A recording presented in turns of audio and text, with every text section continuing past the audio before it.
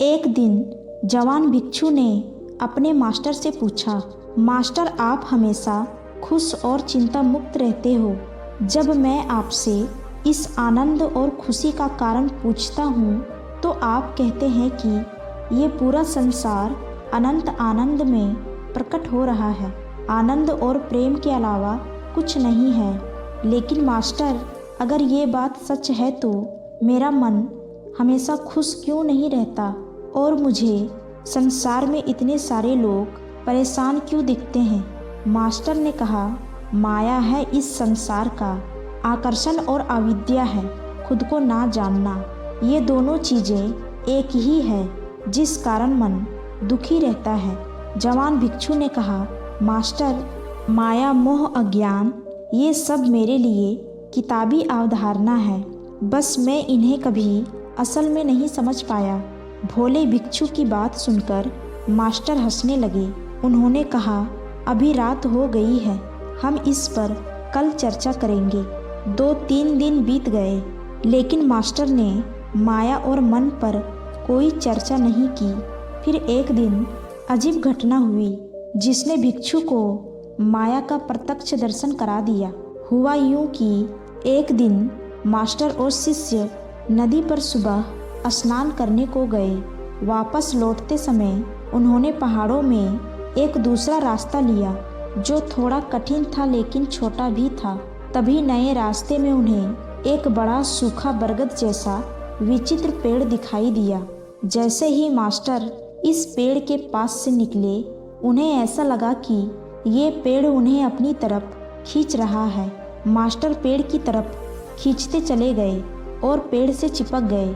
ऐसा होने पर वे चिंतित स्वर में मदद के लिए पुकारने लगे, अरे जल्दी करो, मुझे इस पेड़ ने पकड़ लिया है, मैं इससे चिपक गया हूँ, मेरी मदद करो। जवान भिक्षु आश्चर्यचकित रह गया क्योंकि उसने अपने मास्टर को उस दिन से पहले कभी असहाय और व्याकुल नहीं देखा था। भिक्षु को खड़ा देख मास्टर और जोर से चिल्लाए, क्या तुम मेरे शिष्य नहीं हो जो दूर खड़े हुए हो? तुरंत मेरी मदद करो, मेरा पैर खींचो, ये पेड़ मेरी शक्तियाँ खींच रहा है, मुझे अंदर से बेचैनी महसूस हो रही है, मेरी जल्दी से मदद करो। लेकिन भिक्षु के पैर आगे नहीं बढ़ रहे थे। वो सोचने लगा कि मैं पेड़ के पास जाऊंगा तो कहीं ये पेड़ मुझे ही ना खींच ले, और अगर ऐसा हुआ तो हम दोनों की मदद कौन करेगा? तभी उसने दूर से आवाज़ लगाकर कहा, मास्टर, आपने इतने सारे लोगों की मदद की है और आज आपको मेरी मदद चाहिए। मास्टर ने कहा, तुम जल्दी से मेरे पैर को पकड़ो और मुझे इस पेड़ से अलग करो। मास्टर के स्वर में गंभीरता थी। फिर भिक्षु जमीन पर रेंगते हुए उस पेड़ के पास पहुंचा और उसने पूरी ताकत लगाकर मास्टर का पैर खींचा, लेकिन वो उन्हें पेड़ से अलग ना कर सका। मास्टर ने फिर कहा, मेरा शरीर इस पेड़ के तने में धंस रहा है, मेरी मांसपेशियों में ताकत नहीं बची, मैं बहुत बेचैन हो रहा हूँ, मेरी मदद करो। ये सुनकर भिक्षु अचानक रुक गया। उसने गहरी सांस ली और सोचकर बोला, मास्टर, ये कैसे संभव है? पेड़ के तने में वो ताकत नहीं जो ये आपको पकड़ सके। आपने ही तो अपने हाथों से पेड़ को जकड़ रखा है, फिर आप मुझसे क्यों मदद मांग रहे हो? जवान भिक्षु की बात सुनकर मास्टर हंसने लगे और उन्होंने तुरंत पेड़ को छोड़ दिया और भिक्षु से बोले, यही माया है, हम मन को कभी छोड़ते ही नहीं, फिर कहते हैं कि मन हमें परेशान करता है। गलत बात पर विश्वास करना ही माया है। भिक्षु ने पूछा, मास्टर, जब हम जानते हैं कि मन हमें परेशान करता है तो फिर हम मन को क्यों नहीं छोड़ पाते? मास्टर ने कहा, क्योंकि हम बाहरी सुखों के द्वारा खुद को संतुष्ट रखना चाहते हैं, इसीलिए कई इच्छाओं को पकड़े रहते हैं। इच्छाओं को पकड़ना ही मन को पकड़ना है और मन को पकड़ना ही माया है। इसी माया के कारण हमें लगता है कि हम कमज़ोर हैं, बल्कि ऐसा है नहीं।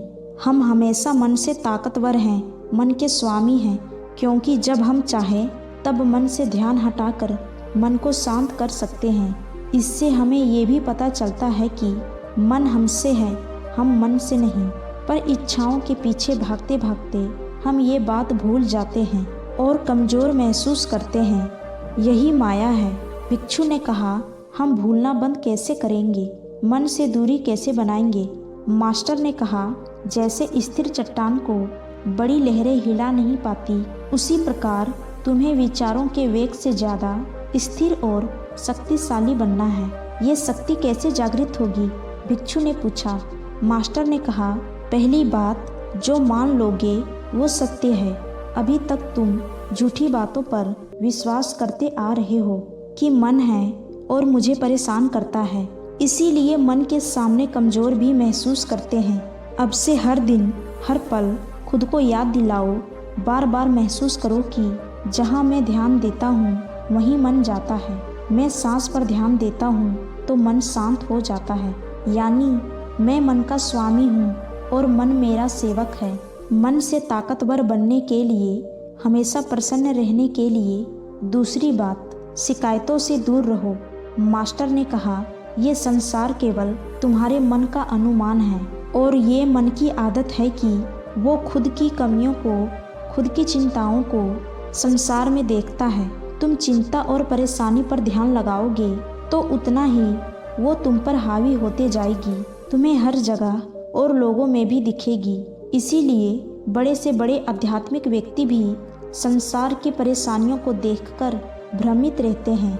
वो ये कभी स्वीकार नहीं पाते कि वे अपने मन की कमियों को बाहर देख रहे हैं और इसी कारण वो अपने ध्यान में कभी तरक्की नहीं कर पाते।